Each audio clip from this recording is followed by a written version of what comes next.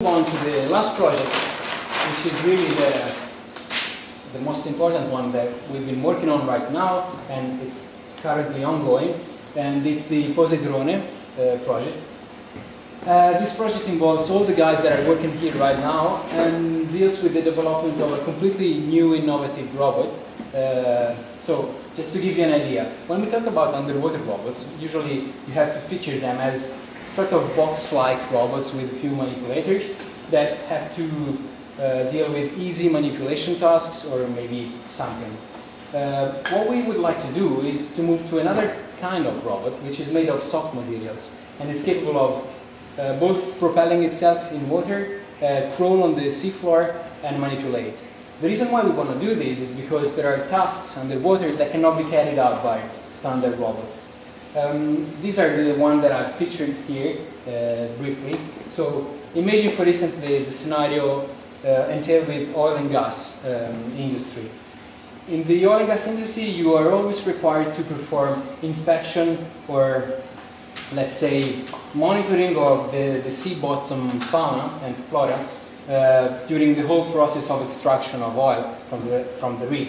So while a standard robot is not really easily capable of performing these kind of tasks safely because of, for instance, current swept conditions or bad wave climate.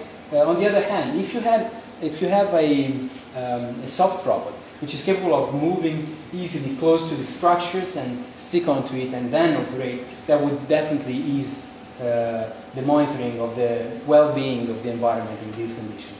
Another kind of application we're trying to use the poseidon for and develop it for is the extraction of energy, renewable energies from the sea.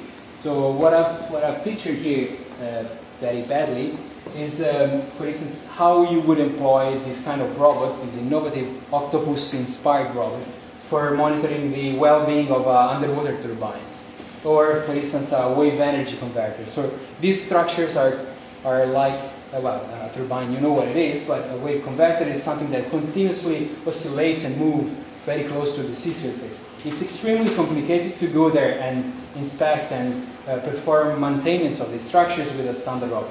While if you have a soft robot like the one we are working on here, these kind of tasks would be much easier to do. And finally, of course, archaeology and environmental protection or well-being and monitoring is another thing we would like to use our robot for. So recently we have also written a specific project on the protection of coral reefs with this kind of robot. Of course, imagine coral reefs are very weak structures, easily damageable, and you cannot definitely operate close to them or perform any kind of monitoring very close to them because you risk to damage them. But with a soft robot, with a very maneuverable one especially, it's much easier to do this kind of tasks. And finally, of course, archaeology is another very good example because it entails working in closed spaces, very complicated, unstructured scenarios where a traditional robot is not very suited for, while poseidon will be. And with these, I think I've covered all, and thank you very much.